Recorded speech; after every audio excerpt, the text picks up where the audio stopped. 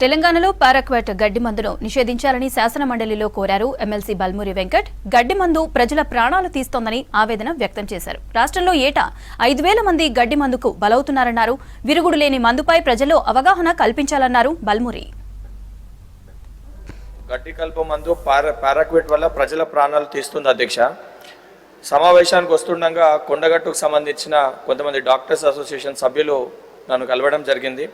కలిసి ప్రతి ఏటా మన రాష్ట్రంలో 5,000 మంది ఈ పారాక్వాట్ మందుకి బలవుతున్నారు. 70కి పైగా ఇతర దేశాలు ఈ పారాక్వాట్ని రద్దు చేసి బ్యాన్ చేయడం జరిగింది ఆయా దేశాలలో.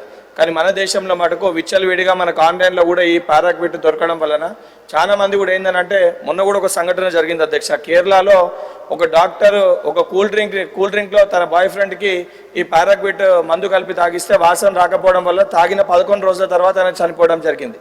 ఇలా అనేక మంది కూడా ఫార్మర్స్ కూడా ఈ పారాక్వాట్ మనకు దొరికేసరికి అది ఈజీ టు కన్స్యూమ్, దాని తర్వాత దానికి విరుగుడు మందు కూడా లేదు మనకి.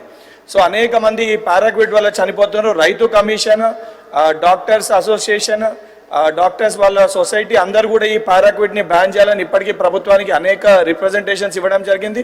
దీని వలన వ్యవసాయానికి కూడా ఆల్టర్నేటివ్ మెథడ్స్ ఉన్నాయి మనకి ఈ పారాక్వాట్ యూజ్ చేయకుండా. అండ్ సాయిల్ ఫర్టిలిటీ కూడా ఈ పారాక్వాట్ యూజ్ చేయడం వల్ల దెబ్బతింటా తప్ప ఉపయోగం కంటే దీని వలన లాభాల కంటే ఎక్కువ నష్టమే ఎక్కువ ఉంది. కాబట్టి మీ ద్వారా గౌరవ ప్రభుత్వానికి రిక్వెస్ట్ చేస్తున్నాను, ఈ పారాక్వాట్ని తెలంగాణ రాష్ట్రంలో బ్యాన్ చేస్తూ కేంద్రానికి కూడా పారాక్వాట్ని భారతదేశంలో బ్యాన్ చేయాలనే ఒక ప్రతిపాదన పంపాలని చెప్పి విజ్ఞప్తి చేస్తున్నాను అధ్యక్ష.